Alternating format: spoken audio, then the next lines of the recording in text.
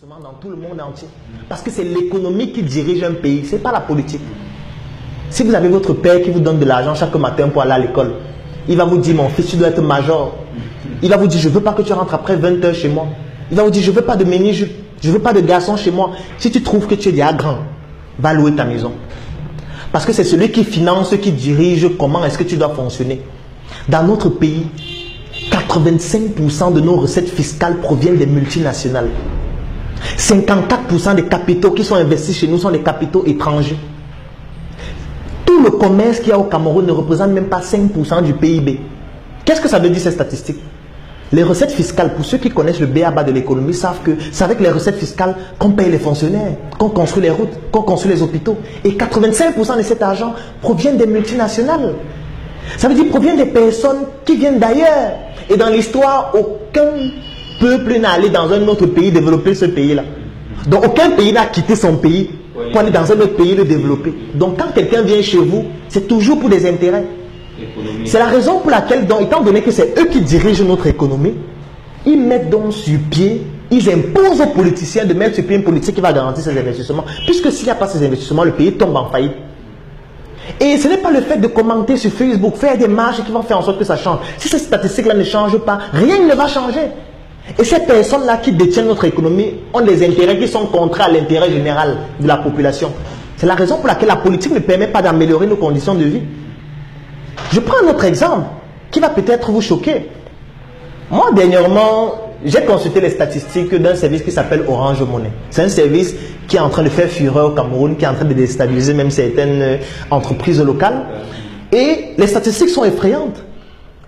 C'est un service qui est revendiqué en juin 2015 17,4 millions d'utilisateurs. C'est un service qui est présent dans 14 pays africains, notamment les pays d'Afrique subsaharienne. Au mois de juin 2016, ils ont fait un chiffre d'affaires de 655 milliards de francs CFA. Ça veut dire 1 milliard d'euros dans des pays pauvres et très endettés. Au cours de l'année 2015, leurs transactions financières dépassaient c'était exactement 4 885 milliards. Et moi, j'ai comparé ça avec le budget du Cameroun de 2016, qui était de 4 200 milliards environ. Donc, les transactions financières de Orange Money, ça dépassait le budget du Cameroun. Parce que quand on dit que c'est eux qui détiennent notre économie, on a l'impression qu'on raconte les beignets bouillis. C'est donc pour ça qu'il faudrait que nous on s'arme sur le plan économique pour pouvoir répondre à ça. Et pour répondre à ça, qu'est-ce qu'il faut faire? Il faut créer la richesse et non faire l'économie du Bayam Salam. Qu'est-ce qu'on appelle l'économie du Bayam Salam? C'est le fait que vous allez voir, on va vous dire que les Bamileke et les Nordis sont l'économie du pays. Quand je suis des choses comme ça me fait rigoler. Ça ne veut absolument rien dire, ils ne détiennent rien. Ils ne détiennent rien, pourquoi? Parce que vous allez aller dans un grand hôtel détenu par un Bamileke, je ne vais pas citer d'hôtel. Vous allez voir que la moquette est importée. Les tasses de lait sont importées, le lait est importé, les draps sont importés, les tables sont importées, les serrures sont importées. Tout est importé, les cheveux sont importés, même les cerveaux sont importés. Ça fait donc quoi? Ça fait que cet hôtel est en train de travailler pour donner des devises à d'autres pays qui produisent ça. Puisque nous, on ne produit rien, même le cul-dent. Parce que si vous fabriquez votre cacao, vous voulez vendre votre cacao à la Belgique, on ne vous paye pas en francs CFA. Un autre problème encore, le franc des colonies françaises d'Afrique. On vous paye en devises. Et étant donné que c'est la France qui garantit notre monnaie, ce n'est même plus seulement la France, c'est désormais l'Union européenne, on verse toutes nos devises au trésor français. Les devises, c'est l'or, c'est le diamant et tout ce que vous pouvez imaginer. 50% de ces devises-là, c'est la France qui les détient, qui prend ça, parce qu'ils garantissent notre monnaie. Et nous, on n'a que 50%. Et étant donné que nous, on ne produit pas suffisamment, ça veut dire qu'on n'a pas beaucoup de devises.